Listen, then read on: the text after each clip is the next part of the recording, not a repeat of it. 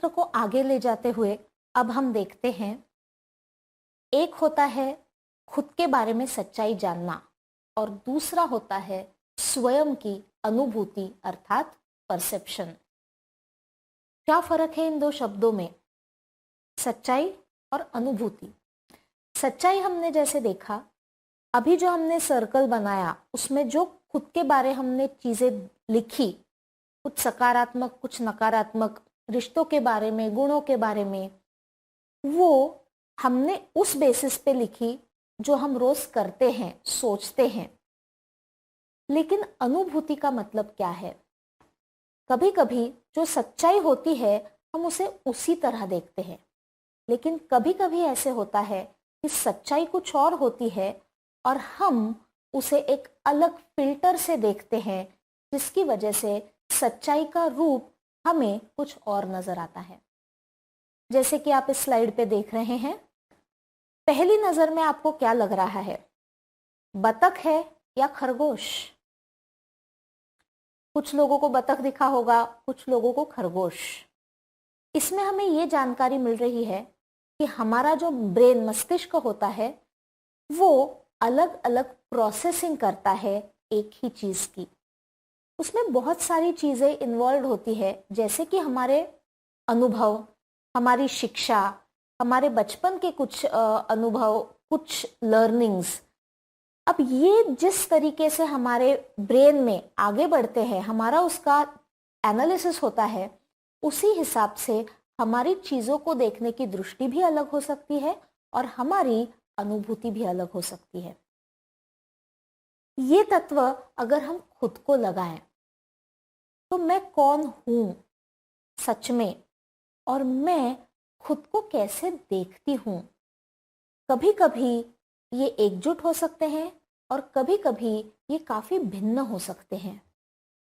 हमने देखा है कि कोई विद्यार्थी ऐसे होते हैं कि जिनमें अच्छी गुणवत्ता होती है, लेकिन खुद के बारे में उनकी जो अनुभूति, परसेप्शन होता है, वो सकारात्मक नहीं होता है। हमेशा दूसरों के कंपैरिजन में वो खुद में खामियां ही ज्यादा देखते हैं।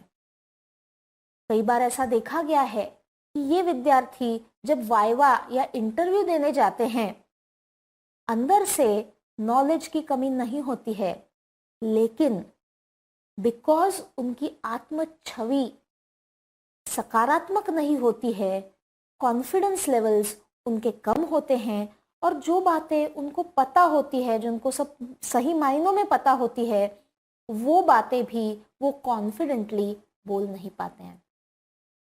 हमने इसका दूसरा अंग भी देखा है कि कभी कभी किसी बंदे में कोई एक टैलेंट, क्षमता कम होती है, लेकिन कॉन्फिडेंस बड़ा सा होता है। अब ये बंदा उसके कॉन्फिडेंस के बाद ऐसे जताता है जैसे उसे सब पता है और उसे सब आता है। ये फर्क क्यों? सच्चाई तो एक है।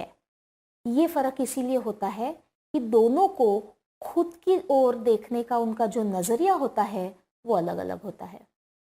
कभी वो सकारात्मक होता है, कभी नकारात्मक होता है, और कभी जरूरत से ज्यादा सकारात्मक होता है, जो रियलिटी से थोड़ा परे होता है, जो हमें ओवर कॉन्फिडेंस की तरफ लेके जाता है। तो हम ये देख रहे हैं कि जो है उसी को हम सच्चाई की अगर एंगल से देखें, वैसे ही खुद को परसीव करें, वैसी ही हमारी अनुभूति हो, तो हमारे सारे बिहेवियर्स में, वर्तनों में वो दिखेगा। कभी अगर हमारी अनुभूति नेगेटिव हो, नकारात्मक हो, तो वो हमारे डिक्रीज लेवल ऑफ कॉन्फिडेंस के थ्रू झलकेगा, और कभी वो जरूरत से ज्यादा ही पॉजिटिव हो, सकारात्मक हो, तो हम ओवर कॉन्फिडेंस की तरफ भी जा सकते हैं। आत्म छवि इतनी महत्वपूर्ण क्यों है? क्योंकि कई बार आदमी का जो बर्ताव होता है वो इस पे डिपेंड ही नहीं करता कि उसमें कितने कौशल्य है, बल्कि इस पे डिपेंड करता है कि वो अपने आप को किस नजरिए से देखता है। जब हम आत्म छवि की बात करते हैं तो उसके 3 पहलू होते हैं: मानसिक, शारीरिक और सामाजिक। मानसिक हमने अभी देखा, शारीरिक तो हम समाज में हर रोज उठकर देखते हैं। भारत देश में कल्चरली कई सारी चीज़ें ऐसी है जिनको अच्छा या बुरा माना गया है। सुंदरता की व्याख्या को ही ले लीजिए। हम में से कितने लोग हैं जो ये मानते हैं कि गोरा रंग ये सुंदरता के लिए बहुत ज़रूरी तत्व है। अब कुछ लोग जिनका रंग सांवला है, बचपन से ही ये सुनते आए हैं शायद बड़ों से, बुजुर्गों से, औरों से, ये तो काली है, ये तो काला है। अब देखिए, अंदर से ये व्यक्ति कितनी भी होशियार क्यों न हो, इसमें कितनी भी गुणवत्ता क्यों न हो, इसका खुद को देखने का नजरिया यहाँ दूषित हो जाता है। उसको लगता है काली मतलब खराब, औरों से कम। और जब खुद के बारे में ये नकारात्मक विचार जुड़ते जाते हैं और दिन ब दिन वो बढ़ते जाते हैं, ये व्यक्ति अपने आप को औरों से कम मानने लगती है। औरों से छोड़ो, जो खुद वो है उससे भी कहीं ज़्यादा नीचे ये अपने आप को देखने लगती है। एक बात ध्यान रखिए दोस्तों, जो हमारा खुद को देखने का नज़रिया होगा, दुनिया हमें उसी नज़रिए से देखती है। अगर मैं कॉन्फिडेंस से भरपूर हूँ, सामने वाला मुझे उसी नज़रिए से देखेगा। अगर मैं ही खुद को छोटा, कम समझती हूँ, सामने वाले का नज़रिया भी वैसे ही होने की संभावना ज़्यादा होती है।